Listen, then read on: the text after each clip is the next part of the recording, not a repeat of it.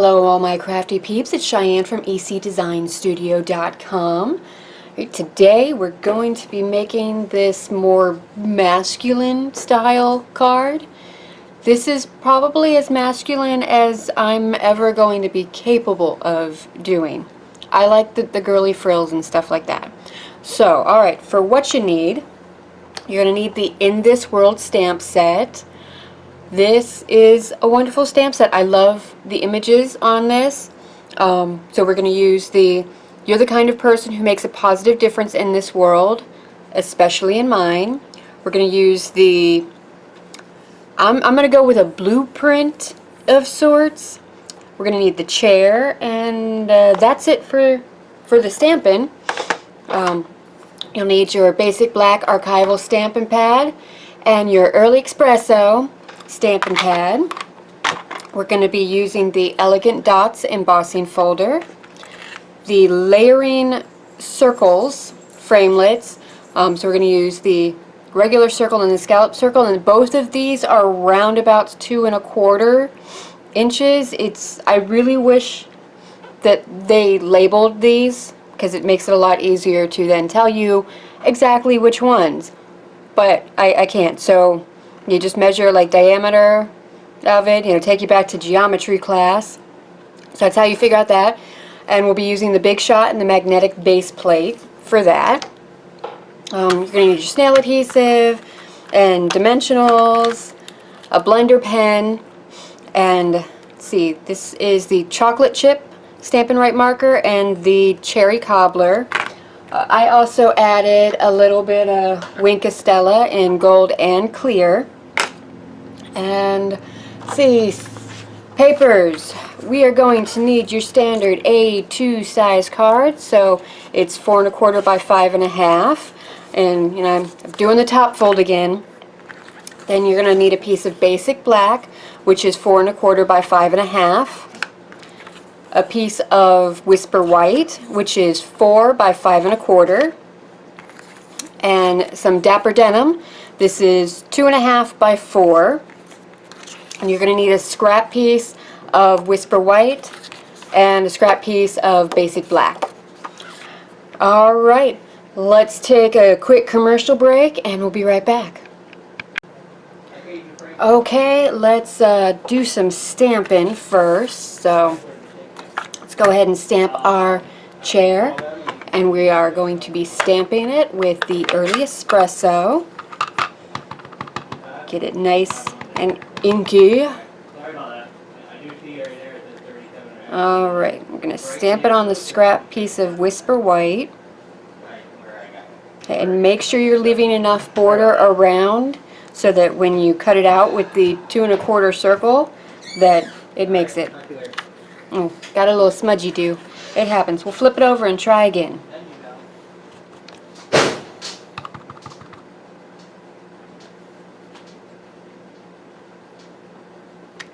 There we go. That is a better image. There we go. Clean it off with the Stampin' Scrub. Alright. That's it for this for now. Alright, let's go ahead and color this while we have it. Actually, let's let this dry up a little bit first, then we'll color. Alright, so we'll put that aside. And here we have that, I believe it was 4 by 5 1/4 piece of Whisper White. This is going to be the background. We're going to emboss this and put it along the top. So I'm just going to kind of put it roundabouts where it's going to be. I'm going to take a pencil and I'm just going to lightly mark it so I know where to do the stamping underneath. Because we're going to do this, the little blueprinty type image, and we're going to do it along the background. So we're actually going to need that Early Espresso back again. We're just going to stamp this kind of right along the top edge, and then we're going to do it right over at the bottom edge as well. so it almost like peeks out from the little dapper denim embossed piece that we're gonna do. Alright, let's get our basic black and we'll go ahead and stamp the sentiment. Now, here we go. I really like this sentiment. You know, you're the kind of person who makes a positive difference in the world. Doesn't everybody want to be told that? And then to be told, like, you're special to me, you know? Alright. There's that part. Now, the especially in my life. And this is going to go right here at the bottom corner.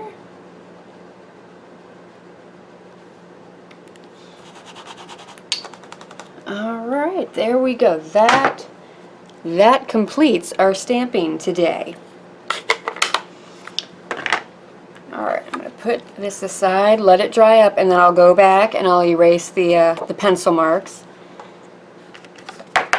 Alright, so we're going to need scrap pieces. You know, I'm going to heat set this real quick so we can just get on to the coloring. There, and you can just use your heat tool, let it heat up a little bit first.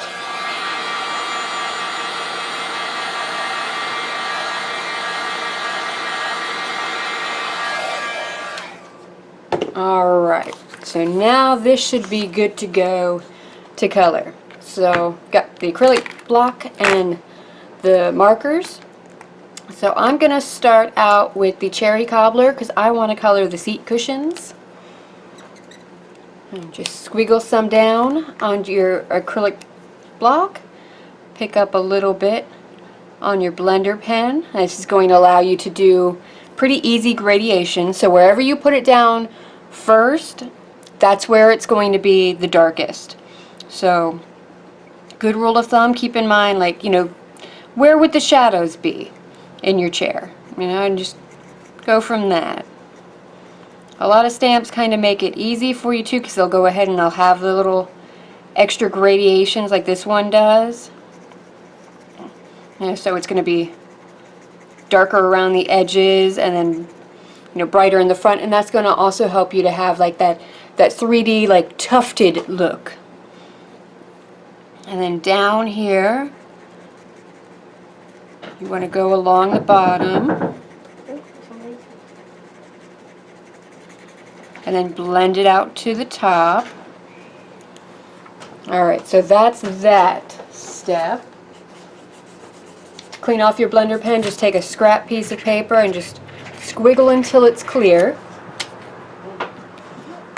Alright, now we are going to clean off the cherry cobbler and squiggle on some chocolate chip.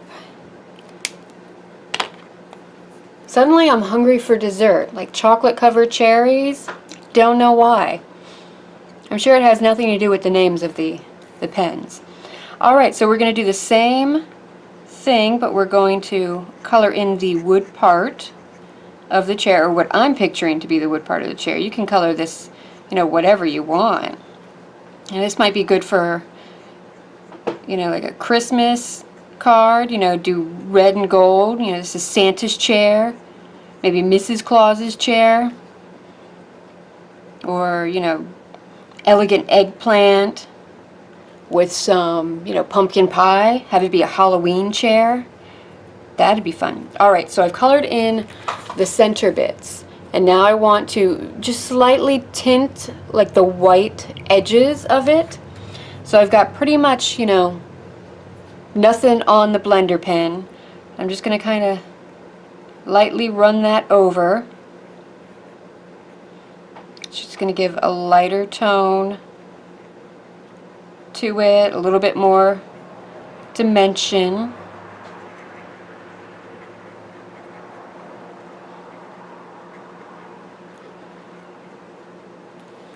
Alright, and if you're going to do the do a lot of coloring, if you think, you know, you're going to have to go back and forth on it a lot, the shimmering white cardstock is ideal for like really being able to, you know, get some color down and work it in.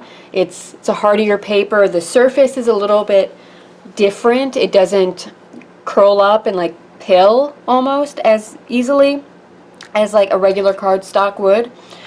So if you're finding that you're not getting like a good even coverage with your coloring, try some of the shimmering white or shimmering white cardstock. You'll notice a difference. And if you're going to be doing like a heavy watercolor effect, use the watercolor paper. Okay, so we've got all that. I think it's time now to get the Big Shot out and get all of our die cutting and embossing done. Alright, first step, let's do the magnetic platform, a cutting pad. Let me move in frame a little bit more. And then we are going to take, let's go ahead and do our scrap piece of basic black. And this is going to be cut with the scalloped 2 1/4. If all you have is punches, then use the punches. I tend to use my Big Shot more, so I'm not as familiar with what sizes of punches Stampin' Up has, but it does seem like they've got a whole lot of circles. So they do probably have a coordinating punch. One day, my collection will include all of the punches, but baby steps, baby steps. Alright, so there's our black scallop circle. Another tip, make sure, if you're using your Big Shot, I know that I can get this. Alright, you see how that has a little bit of a raised bit, like right along the center there? That's your cutting edge. Make sure that is down. If you put the flat side down, you're just going to get a little embossed image. It's not going to actually cut through. So, these are things that happen. You think you got it right, and then, it just happens, and then you're like, wait, what? What happened? I don't know. Oh, it was upside down. Alright, so we've got our chair, we've got the circle around it. Just place it up where you kind of think it should be. This is handmade. It does not have to be perfect. It will not be perfect. We are human. Therefore, perfection is always going to be a little bit elusive for us. And that's okay. Alright, so now we've got that cut out. We'll put that aside. And now we don't need the magnetic platform anymore. I did, when I was making the original card, I kept the magnetic platform on and tried to run it through. Yeah, it doesn't quite work as well as you'd think. The magnetic platform is a little bit thicker. So you add your embossing folder to the mix, and it's just really too thick to actually go through. Alright, so get that set up. When you have a pattern that is almost like there's lines on it, you can tell like where the pattern is. You can tell if you put it off. Try to make sure you're lining it up right, so it doesn't look wonky. It's going to be crooked enough when you just lay it down. When you go to adhere it onto your card, you don't need the pattern to make it look like it's even wonkier, because nobody needs wonky bits. Alright, so again, that was the regular platform, 2 cutting plates, the embossing folder with the cardstock in the middle. And that is that. I kind of feel that even if you just get the Big Shot to use with embossing folders, it's totally worth it, because you take a plain piece of cardstock, you give it that little bit of a dry embossed texture, and it just amps up your creations, your crafting to that next level, gives it a little bit more of that professional edge to it. It's wonderful. Okay, and alright, last step. Let's get our, well, it's almost the last step. So I also did, it looks like some. Alright, in case you guys haven't noticed yet, I put dashed or dotted lines in a lot of my projects, so I'm going to do that around the circle. This is, I don't know, since whoever crafty came up with this idea years ago, I love you for it. It's wonderful. Again, it just adds like a little extra something to your piece, and it's pretty simple. You don't have to get all crazy with it. In dashes, dots, a combination of the two. I've done it all. You know, just go with the flow. Nothing has to be, you know, super specific. This is your piece after all. Make it reflect you. Alright, so that's that. Just, oop, got a little smudgy there. Must be ink on my hands. Alright, so that's just a nice little dashed line. Now, I'm going to take the clear Wink of Stella. And I very rarely actually push product into the brush. I kind of tend to just, you know, whatever's happening to flow out. So it's almost like a dry brush. So I'm not getting too much on. So it's just a little bitty shimmer. Not sure if you'll be able to see it on camera, but just a little hint. And it's almost dry. You know, when you're working with paper too, you do want to, you know, watch how much water you're putting on the paper because it'll buckle as it dries. Alright, so the gold Wink of Stella, it is a gold color. It's not just gold glitter in a clear base. It's actually like a gold liquid with the gold shimmer to it. So keep that in mind before you go like painting it on things. It's a sheer coverage, but it's a lot more opaque. It's going to cover up a lot more than the clear Wink of Stella. So this I'm just going to dot in a couple of the, you know, ornamental pieces, kind of where I think there would be like a little bit of like a gold leaf going on to the pattern of the chair. Alright, I'm happy with that as it is. So let's get, this is that black piece of 4 1/4 by 5 1/2. Let's go ahead and, oh, we need our stamp bit. We also need to erase the lines. They probably won't show, but these are the little things that really make it look like you went the extra mile. Or you're just that good that you didn't actually need pencil marks. Alright, let's take our snail adhesive and put that on the back of the card. You know, if you are going to mail these cards, make sure you're putting ample adhesive on them so they can actually survive the mail. If you're going to hand them to someone, then you're not going to need as much adhesive for them to stay together. So, alright, just match up that. And this, I think I'm actually going to need to cut it down a little bit.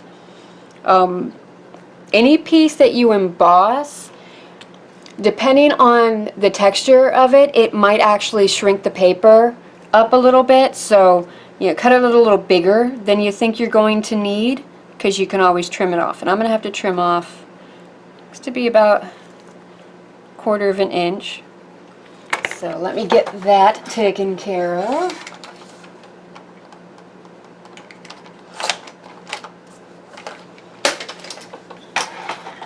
Right, there we go. Easy peasy. Now your embossed images, because there's not as much surface area for the adhesive to actually stick to, because you've got some highs and lows in there, you know, make sure you get a lot of adhesive on these pieces just so that there's enough adhesive actually making contact. Okay, we'll just pop that on there. And alright, the rest we're going to use our dimensionals.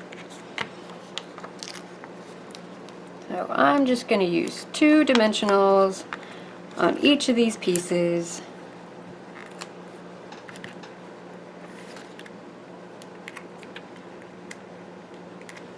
There we go. Pop it on. I love how you just get like a little hint of the scallop going through. That's nice. Let me see. Alright. Got a little white gel pen. Gonna try to cover up that little smudgy. Me and gel pens, we don't always get along as well. I know some people love them, and I love them too when they, work. But I don't know, maybe it's the way I'm storing them that they just don't like to work as well for me. I'm not sure that there's anything actually coming out of this. Alright, we'll skip that step. Maybe I'll go back later. I also kind of find that if you go through a lot of this and you do have a smudgy, a little bit of whiteout can work. It is, I mean, it's noticeable, but it's not super in your face. Alright, so we're just going to kind of place this towards the bottom, not quite in the center. Just offset a little bit, because this is kind of our center of interest. So if you, here's a little Art 101 for you. Take your piece and you split it into 4. Now your center of interest you kind of want to be in the corner of one of those quadrants, and that's going to, it's pleasing to the eye. I don't know, there's some sort of psychology and science behind it. But when you're putting together your cards, keep that in mind. Unless you're going to be like super symmetrical with something, then go with the symmetry. Alright, here's another tip. So we've got this card front, and then we've got the card base, and we've got to put this on this, and the fronts are both the same size. So this is what you're going to do. You're going to get your score tool. This one's Martha Stewart. If you don't have one of these, Stampin' Up does have one of these. I love my scoreboard. If this one ever runs out, I will be getting the Martha or the Stampin' Up one. I probably will anyway at some point, but since I already have one, it's not high on my list. Just make sure you get one that's got all of the lines going down. There's a few out there where it doesn't, it only has certain lines, and that limits what you can do. So get one that has it. I believe this is every 1/8 of an inch there's a line, so you don't have to do as much math when you're trying to figure out where you need to put it to line it up with the appropriate scores. I did not do good in math. Math and we are not friends.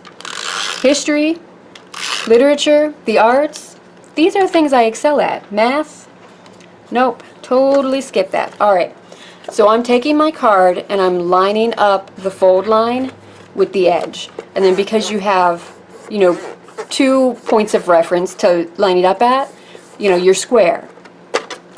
You're going to then take your card, make sure you've got it going in the right direction, don't put it on upside down, and you're going to pop this up against the 2 sides, the top and the side. So it's going to be square. And then you can just slide it down, pop it on, and there you go. It's nice and even, all done. And because you have hand cut these, even though it is with a paper trimmer, they are still hand cut. Not every little piece is going to be exactly the same. So I've got a little bit of white here shining through. I don't mind that so much, but if it bothers you a whole lot, you can pop it back onto your trimmer and just trim off that little itty bitty piece. But it's right even here. 2 sides are completely even. It opens up. So that's a nice little tip. Here are the 2 cards. Perfect for the man in your life, especially when you want to, tell him how much he means to you and you appreciate him. I don't think we do that enough with the people in our lives. I know I don't, and I need to get better at it. So, alright, that is that.